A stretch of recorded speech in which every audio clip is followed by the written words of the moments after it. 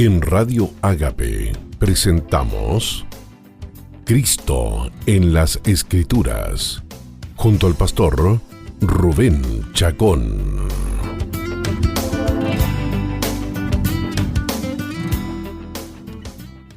Hola, ¿qué tal amigos y amigas? Bienvenidos a su programa Cristo en las Escrituras. Como siempre, tu hermano en Cristo, Rubén Chacón, una vez más para acompañarte en los próximos minutos para que juntos leamos y comentemos las Sagradas Escrituras. En esta ocasión estamos leyendo y comentando el tercer tomo del Pentateuco escrito por Moisés, el libro de Levítico, para observar en esta oportunidad la quinta ofrenda provista por el Señor como medio de gracia para que el israelita pudiera acercarse a Dios, para tener comunión con Dios, para conocer a Dios y para recibir de Dios su gracia y su misericordia.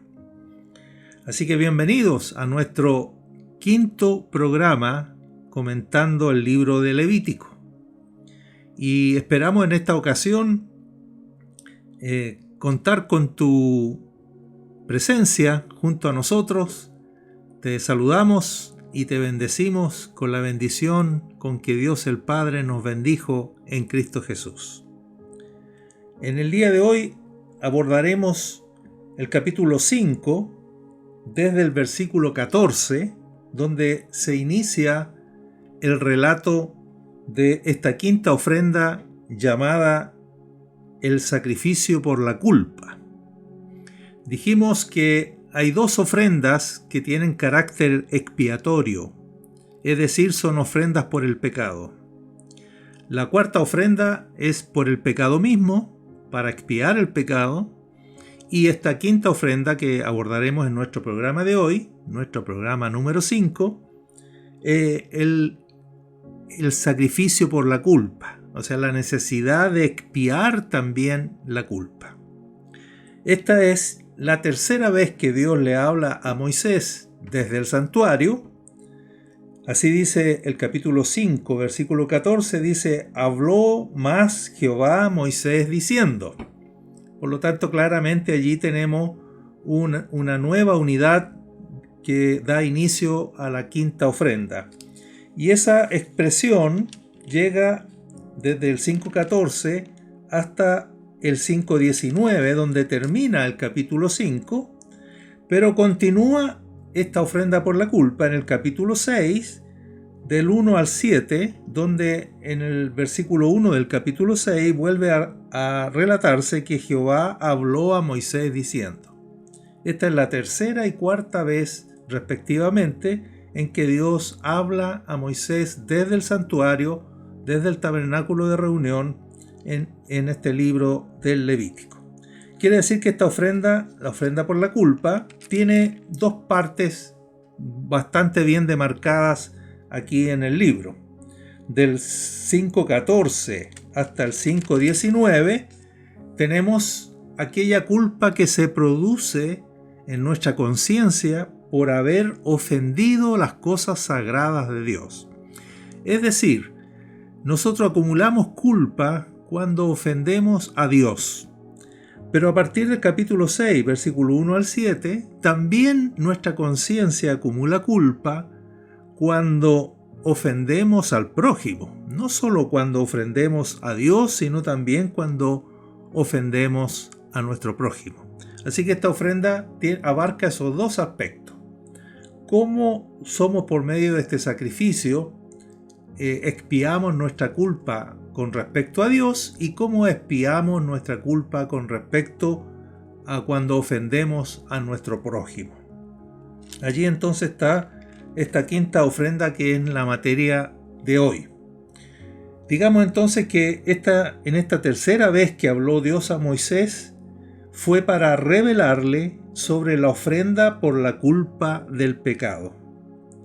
La culpa podía producirse por haber ofendido las cosas sagradas de Dios, capítulo 5, versículos 14 al 19, o por haber ofendido al prójimo, capítulo 6, del 1 al 7. Este segundo aspecto, de cuando ofendemos al prójimo, le fue declarado a Moisés la cuarta vez que Dios le habló a Moisés desde el tabernáculo de reunión.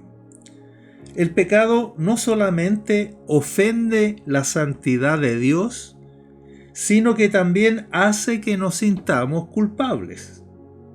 El pecado origina un problema delante de Dios, pero también origina un problema delante de nuestra conciencia. Podríamos decir así, el pecado está sobre nosotros, pero también está en nosotros. Cada vez que pecamos, la culpa se aloja en nuestra conciencia. Cada vez que pecamos, la culpa se aloja en nuestra conciencia. En el primer caso, cuando el pecado está sobre nosotros, es un problema objetivo que tenemos delante de Dios. El segundo, cuando el pecado se aloja como culpabilidad en nuestra conciencia, es un problema subjetivo. La ofrenda por el pecado, la cuarta ofrenda que ya vimos en el programa anterior, resolvió de una vez por todas nuestro pecado delante de Dios. ¡Aleluya! ¡Qué buena noticia! La ofrenda por el pecado, que es la muerte de Cristo en la cruz del Calvario, resolvió de una vez por todas nuestro pecado delante de Dios. En efecto, Jesucristo con su preciosa sangre quitó de en medio el pecado que había entre Dios y nosotros. Sin embargo, el Señor es tan precioso y su obra tan completa que quiso además el Señor Jesucristo aliviar la culpa de nuestra conciencia. El Señor hizo provisión tan preciosa y tan completa, no solo para quitar el pecado delante de Dios, sino para que también nosotros estuviésemos en paz. De tal manera que quedásemos no solo en paz con Dios, sino también quedásemos en paz con nosotros mismos. Allí están entonces los dos efectos de estas dos ofrendas expiatorias. Todas ellas apuntan al sacrificio único, al único sacrificio de Cristo en la cruz del Calvario, hecho una vez por todas, pero esta quinta ofrenda nos muestra otro aspecto bendito y precioso de la única muerte de nuestro Señor, como fue que el Señor limpió nuestras conciencias con su sangre de obras muertas. Así iniciamos nuestro programa de hoy, y para tal efecto quisiera invitarte a que juntos escuchemos y proclamemos con nuestro hermano Paul Wilbur la canción Kadosh. Kadosh en hebreo significa santo. Recuerden que la raíz Kadash, de donde nace la palabra Kadosh y la palabra santidad y el verbo santificar, en fin, aparece ni más ni menos que 152 veces en el libro de Levítico. Por eso hemos dicho que la palabra clave de este libro es la santificación. Esa es la palabra clave de este libro, y vamos a proclamar precisamente que Dios es santo, santo, santo. En español, en hebreo, Kadosh, Kadosh, Kadosh. ¿Por qué queremos iniciar con esta canción? Para que tomemos conciencia plena de que si no fuese por la sangre de Cristo, que si no fuese por el sacrificio perfecto de Cristo, ¿qué posibilidad tendríamos nosotros de comparecer ante un Dios que es 3 veces santo? ¿Qué posibilidad tendríamos nosotros de tener comunión con un Dios que es santo, santo, santo? ¿Qué posibilidad tendríamos nosotros de conocer a este Dios que es santísimo? Así que mientras tomamos conciencia de su santidad, en la segunda canción que tocaremos en este programa, declararemos la preciosa sangre de Cristo que nos permite tener acceso confiadamente al lugar santísimo, a la presencia de Dios. Amén. Amigos, entonces, Paul Wilbur con la canción Kadosh.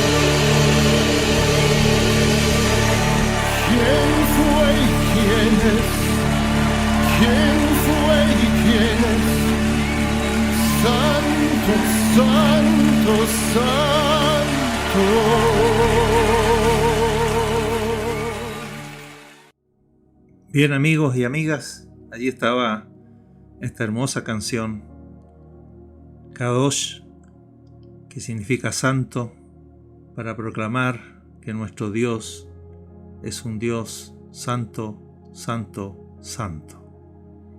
Así proclaman su santidad los 4 seres vivientes que rodean su trono. Día y noche perciben su santidad y no pueden callar, no pueden dejar de proclamarla. Nuestro Dios es un Dios santísimo. Su santidad es de una hermosura inimaginable. En Él, dice el apóstol Juan, no hay ningunas tinieblas. ¿No te parece tremendo eso? ¿No te parece glorioso? Un Dios que es completa luz, que es plenitud de transparencia, que en Él no hay doblez, no hay cosas oscuras, no hay cosas tenebrosas, no hay mentira, no hay engaño, no hay apariencia, todo es bendita realidad. Bendito es el Señor, glorioso es nuestro Dios. Bien, amigos, entremos en materia. Decíamos que estamos abordando la 5ª ofrenda. Dios había provisto para Israel 5 tipos de ofrendas diferentes para que el israelita, dependiendo de la situación, se pudiera acercar y pudiera tener acceso a Dios.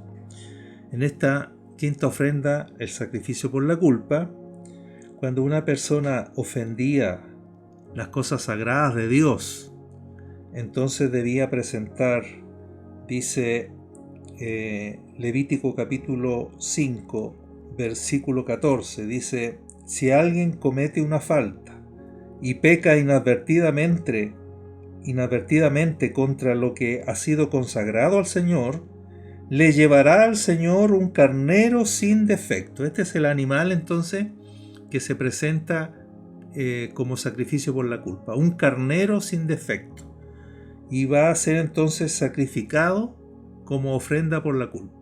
Por lo tanto, el sacrificio de Cristo está aquí representado por este carnero sin defecto. Llevará al Señor un carnero sin defecto como sacrificio por la culpa. Su precio será tasado en plata según la tasación oficial del santuario. Es un sacrificio por la culpa. Ahora, atención con esto, porque esto es lo especial de esta ofrenda. Además, el culpable hará restitución por haber pecado contra lo consagrado, añadiendo la 5ª parte, la cual entregará al sacerdote. Como el animal era tasado en ciclos de plata, además del carnero, que era, digamos, la ofrenda por la culpa, debía restituir el daño causado a las cosas de Dios, añadiendo la 5ª parte del valor de ese carnero tasado en ciclos de plata del santuario. Así que está por un lado la ofrenda del animal, pero en esta ocasión también hay una restitución en dinero, que es titulado aquí la 5ª parte del valor del carnero tasado en ciclos del santuario. Así que eso es especial, no había salido en ninguna de las ofrendas anteriores. Entonces vamos a decir así: Dios no solo obtenía en un sacrificio que le permitía a Dios perdonar o expiar la culpa del pecador, sino que además obtenía como ganancia, vamos a decirlo así, obtenía como ganancia un quinto más, que le permitía entonces a Dios tener ganancia. Vamos a ver entonces que no se trata de lucro, no es que Dios esté haciendo negocio, sino que más bien esto tiene un significado simbólico y quiere decirnos algo muy grande para nosotros, que el significado de este quinto. Vamos a decir lo siguiente entonces como explicación de esto. ¿Qué significa el hecho de que además del carnero sacrificado, el oferente debía también añadir una 5ª parte? Bueno, significa lo siguiente: que por el bendito sacrificio de Cristo, Dios ha obtenido algo que no tenía antes. Estamos dando la explicación de esta restitución de un quinto. ¿Qué significa? Que Dios obtiene algo que nunca antes había obtenido. Ese es el significado espiritual de este quinto. O sea que además del sacrificio por la culpa, Dios tiene una ganancia, obtiene algo que nunca antes había tenido. Con la expiación o propiciación, Cristo no solo obtuvo el perdón de nuestros pecados, sino trajo además ganancia para Dios. Es Cristo el sacrificio, pero con este quinto, Él gana para Dios algo que no tenía antes, algo que va más allá del perdón de nuestros pecados. ¿Qué cosa es esto? Por medio de la redención, Dios obtuvo algo del hombre que no tenía como resultado de la creación. Obtuvo algo que Adán jamás le pudo ofrecer. ¿Por qué? Porque no se dio, Adán desobedeció, Adán pecó y no se pudo lograr lo que Dios esperaba de Adán. Pero por medio de la redención, efectuada por nuestro Señor Jesucristo, Dios obtuvo algo del hombre que Dios no tenía como resultado de la creación. Por medio de la muerte de Cristo no solo fue restaurado o reparado el daño causado por el pecado, sino que también hubo ganancia extra para Dios. ¿En qué consiste esta ganancia? ¿Qué obtuvo Dios por medio del sacrificio de Cristo? ¿Qué obtuvo del hombre? ¿Qué gana Dios mediante el sacrificio por la culpa? ¿Qué produce en nosotros el hecho de que sean limpias nuestras conciencias por la sangre de su Hijo? ¿Gana Dios algo con esta ofrenda por la culpa que limpia nuestras conciencias de obras muertas? Bueno, mira cómo dice Lucas capítulo 1, 74, versículos 74 y 75. Lucas 1, 74 y 75. Atención con esto, mira lo que decía esta profecía. Dice: para que librados de nuestros enemigos, sin temor, les sirviéramos en santidad y en justicia todos nuestros días. Una vez que Dios nos librara de nuestros enemigos, sin temor, amigos y amigas, sin temor, le sirviéramos en santidad y en justicia todos nuestros días. Allí está la ganancia. Es decir, que una vez que fuera expiada la culpa de nuestras conciencias, quedaríamos tan libres del miedo, del temor al castigo, del temor, del miedo a Dios, quedaríamos tan libres de todos nuestros enemigos, la culpa, el pecado, el castigo, que podríamos entonces todos los días de nuestra vida servir a Dios sin temor, en santidad y en justicia. ¡Aleluya! El escritor a los hebreos lo pregunta así. Dice: ¿cuánto más la sangre de Cristo limpiará vuestras conciencias de obras muertas para que sirváis al Dios vivo? Estoy leyendo Hebreos 9:14. ¿Cuánto más la sangre de Cristo va a limpiar nuestras conciencias de obras muertas? ¿Para qué? ¿Para qué? Para que libres de todos nuestros enemigos les sirvamos. Atención entonces, por medio de la manifestación de su amor, Dios obtiene un fruto que no pudo cosechar en Adán. ¿Cuál es ese fruto? Nuestro amor. Solo por medio del sacrificio de Jesucristo por la culpa, Dios ganó nuestro amor. Claro está que nosotros le amamos porque Él nos amó primero. Ganó nuestro amor con su amor.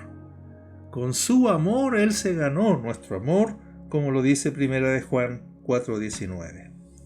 El libro de Deuteronomio insistirá una y otra vez que lo que Dios buscaba finalmente del hombre y de su pueblo era su amor, el amor de su pueblo, un pueblo que ame a Dios.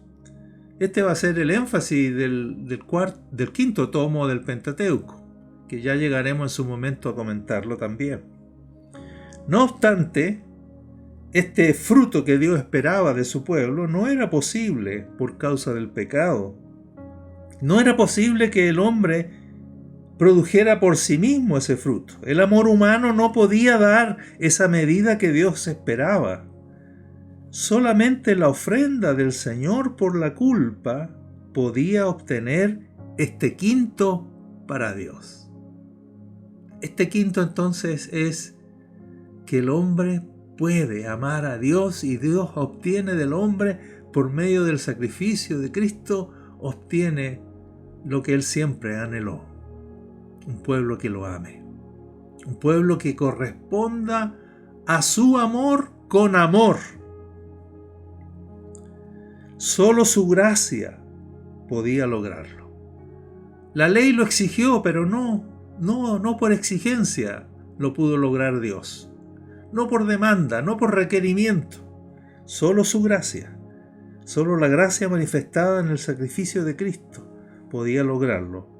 Porque el perfecto amor de nuestro Señor, manifestado a través del sacrificio de su Hijo, solo ese perfecto amor ha echado fuera el temor. Aleluya. Nadie nos ha amado como Dios nos ha amado en Cristo Jesús, y ese amor perfecto ha echado fuera el temor. Detrás del temor, dice Juan, se esconde el miedo al castigo. Pero cuando la deuda está absolutamente cancelada, entonces el temor da paso al amor. En el amor no hay temor. Estamos cubiertos por una ofrenda tan perfecta y completa que no queda lugar para el más mínimo miedo al castigo. Oh, estimados amigos y amigas, que Dios, nuestro Padre, por medio de su Santo Espíritu, nos revele esto, nos revele. No hay lugar para el más mínimo miedo al castigo, sino por el contrario. El sacrificio de Cristo deja un amplio espacio de libertad para amarlo, para amarlo. Amigo y amiga, estás perfectamente perdonado. Tu conciencia está limpia por la sangre de Cristo de toda obra muerta, para que ahora libre de todos tus enemigos, de todos tus temores, te levantes para amar a Dios. Tienes un tremendo espacio de libertad para amar a Dios. Por eso Pablo, exhortando a los Gálatas, les dice, leo Gálatas 5, versículo 13, porque vosotros, hermanos, a libertad fuisteis llamados, solamente que no uséis la libertad como ocasión para la carne, sino servíos por amor los unos a los otros. Nota que aquí, claro, existe la posibilidad de que uno la libertad la use como ocasión para la carne. Por supuesto, está esa libertad. Pero Pablo dice, no la usen para eso, sino para amarse unos a otros. Es verdad que podemos convertir la libertad en libertinaje. De otra manera, la exhortación que acabamos de leer de Pablo a los Gálatas no tendría sentido. Pero te hago esta pregunta. Si así ocurriera, que la libertad que tú o yo la usáramos para ocasión de la carne, la usáramos como ocasión para el libertinaje, ¿sabes? Eso significaría una sola cosa. Que aún no hemos visto como debiéramos la preciosa obra de Cristo. que aún no nos ha sido revelado todos los alcances de esa obra tan completa y tan perfecta que ha eliminado o que debería eliminar todo temor de nosotros. Repito, significaría una sola cosa: que aún no hemos visto como debiéramos la preciosa obra de Cristo. Indicaría que todavía estamos esclavos del temor. Es cierto, como vimos en el libro sobre el Éxodo, no sé si recuerdas, Éxodo capítulo 20, capítulo 21, la ley de los esclavos.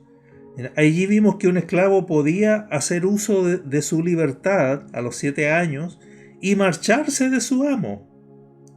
Sin embargo, no era menos cierto que también el esclavo podía decir: yo amo a mi señor, no saldré libre. Estaban ambas posibilidades. La pregunta que surge entonces es: ¿qué podría hacer que una vez libre del pecado quisieras abandonar a tu Señor? ¿Cuál sería la razón por la cual tú y yo quisiéramos convertir la libertad en libertinaje? Una sola cosa. Una sola cosa podría hacer que, una vez libres del pecado, quisiésemos abandonar al Señor: que aún no lo conocemos como deberíamos. Todavía no conocemos su bondad y su hermosura. Significaría que todavía mantenemos algún miedo, algún temor. Porque solo cuando hay miedo al castigo, entonces queremos huir de Dios. Queremos huir de Dios porque le tenemos miedo. Y por lo tanto eso significa que no hemos todavía entendido, ni valorado, ni nos ha sido revelado en forma plena lo que es el sacrificio de Cristo por la culpa. La novedad del nuevo pacto es que una vez que hemos sido alcanzados por la ofrenda de la culpa, surge una sola manera normal de servir a Dios: por amor. Esta es la buena noticia. Amigos y amigas que estamos en el nuevo pacto. En el nuevo pacto se sirve a Dios por amor. Cualquier otro motivo para explicar nuestro seguimiento de Cristo o nuestro servicio a Cristo es antiguo testamentario. Pablo lo dijo así: entre tanto que el heredero es niño, en nada difiere del esclavo. ¿Pero a qué se estaba refiriendo en tanto que el heredero es niño, en nada difiere del esclavo? Se estaba refiriendo a que en la dispensación antiguo testamentaria estábamos en esclavitud. Pero cuando vino el cumplimiento del tiempo, es decir, cuando vino el tiempo de la madurez, en que el niño dejaba de ser niño y pasaba a ser considerado adulto, Pablo dice que con la venida de Cristo llegó ese tiempo de la adultez. Dios envió a su Hijo. Y cuando llegó el tiempo de la madurez, recibimos la filiación de hijos y ya no somos esclavos sino hijos. Entonces, objetivamente, Cristo nos trajo la madurez, la calidad de hijos maduros. ¿Y cómo fue posible esto? Por la redención que nos hizo hijos, y porque siendo hijos, Dios envió a nuestros corazones el Espíritu de su Hijo, el cual clama: Abba, Padre. En el nuevo pacto entonces hemos recibido el Espíritu del Hijo que sirvió a su Padre por amor. Ahora el Espíritu de ese Hijo que sirvió a su Padre por amor está en nosotros, y por medio de ese Espíritu del Hijo, nosotros le decimos a Dios: Abba, Padre, le decimos Papito. Hay una relación ahora de amor con nuestro Padre. Hay una relación íntima, de afecto, de cariño, de paternidad, de filiación, de amor. La madurez es posible ahora porque nos ha sido dado el Espíritu de su Hijo. Y atención con esto, y el fruto del Espíritu es amor. O sea, el Espíritu del Hijo en nosotros produce amor por el Padre. Así que ya no somos esclavos, sino hijos maduros, hijos que servimos a Dios por amor. Esta es la normalidad que hizo posible Cristo. Bendito sea el Señor. ¿Qué te parece? ¿No es extraordinario el Evangelio? ¿No es maravillosa la gracia de Dios?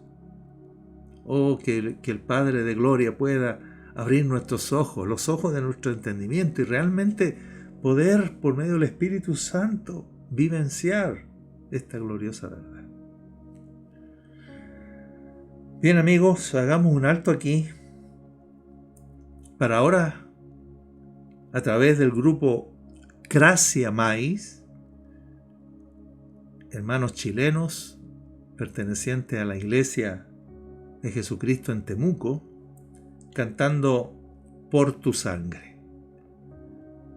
En la primera canción enfatizamos o confesamos junto al hermano Paul Wilbur la santidad de Dios. Ahora junto al grupo Gracia Mais confesemos la sangre de Cristo. La sangre bendita de Cristo que, repito, nos permite acceso confiado, con libertad. Tenemos libertad para entrar al lugar santísimo por la sangre de Jesucristo.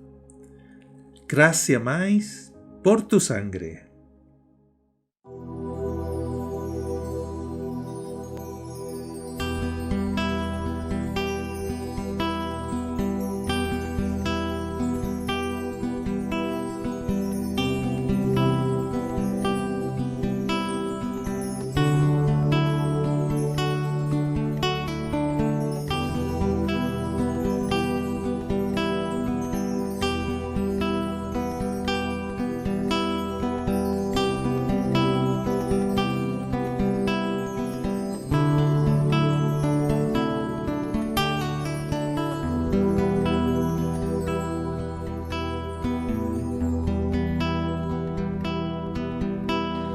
Tu sangre entramos al santísimo lugar, adorarte, bendito Redentor, y ante tu gran majestad nos postramos en adoración y te honramos, Cordero de Dios.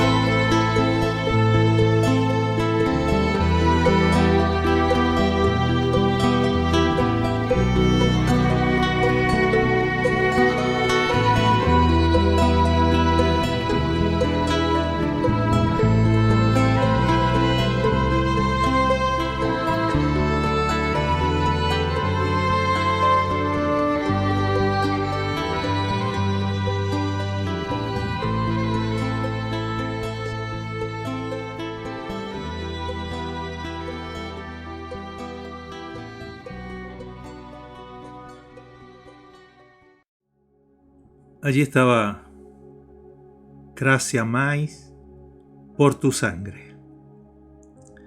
Santa Teresa de Ávila tiene un poema que expresa muy bien lo que estamos conversando. Ella dijo en oración a Dios, le dijo: no me mueve, mi Dios, para quererte el cielo que me tienes prometido, ni me mueve el infierno tan temido para dejar por eso de ofenderte. Tú me mueves, Señor.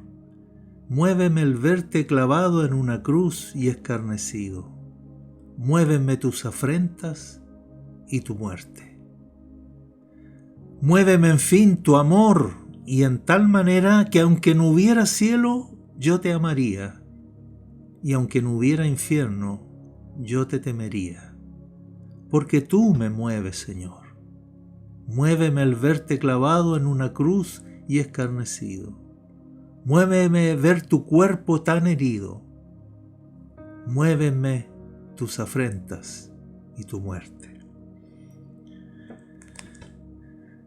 Hay una última parte de esta ofrenda que quisiera para terminar nuestro programa de hoy, y es que la ganancia obtenida por el sacrificio de la culpa, ganancia entre comillas, no solo se aplicaba con respecto a Dios, ¿no? Dios ganó nuestro amor, sino también se aplica con respecto al prójimo. Recuerde que esta ofrenda expía la culpa cuando ofendemos a Dios y también cuando ofendemos al prójimo. Y resulta que cuando esta ofrenda se ofrece por ofensa al prójimo, hay que restituir.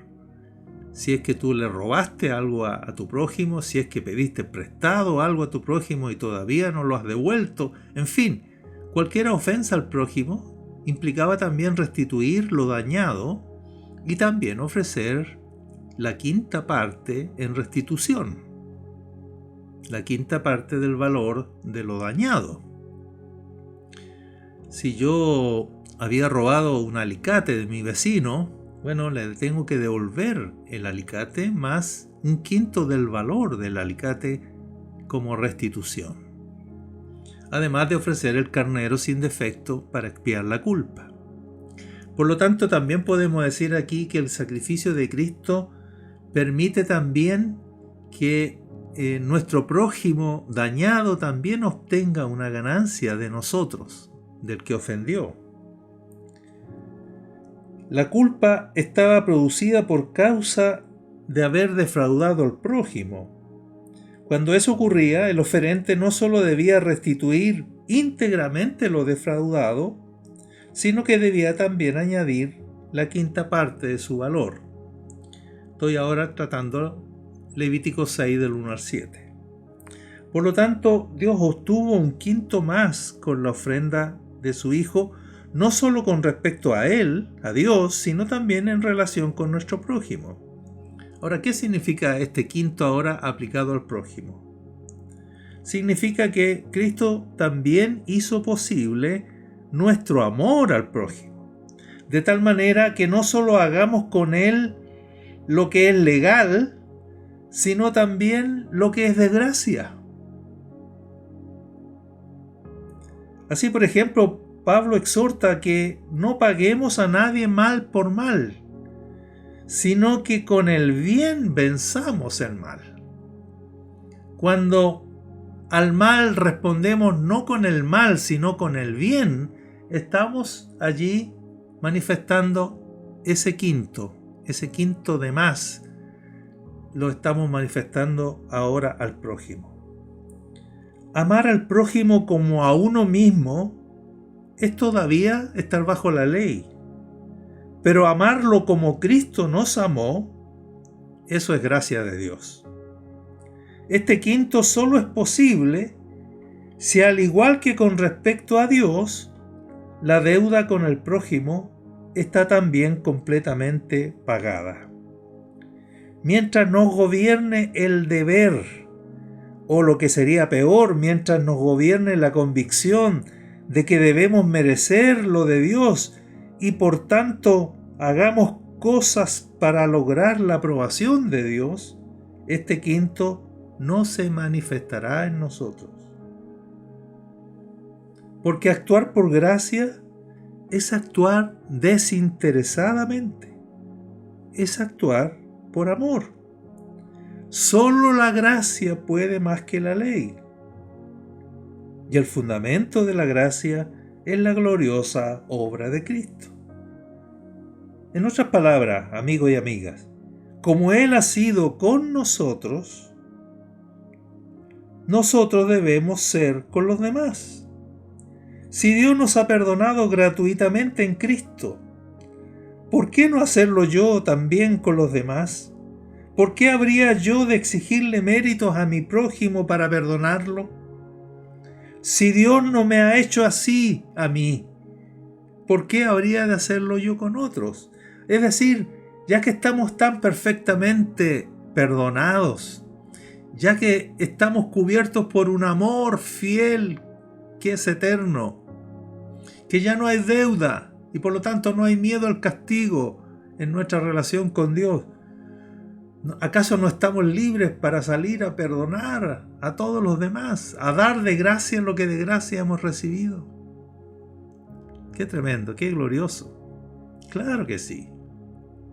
Claro que sí. La ética del Nuevo Testamento es una moral de gracia. No es para lograr nada ni para merecer algo. Cuando estamos actuando en nuestra conducta diaria, los que estamos bajo el nuevo pacto, no estamos haciendo mérito, no estamos buscando ganar algo. Estamos actuando de gracia porque de gracia hemos recibido.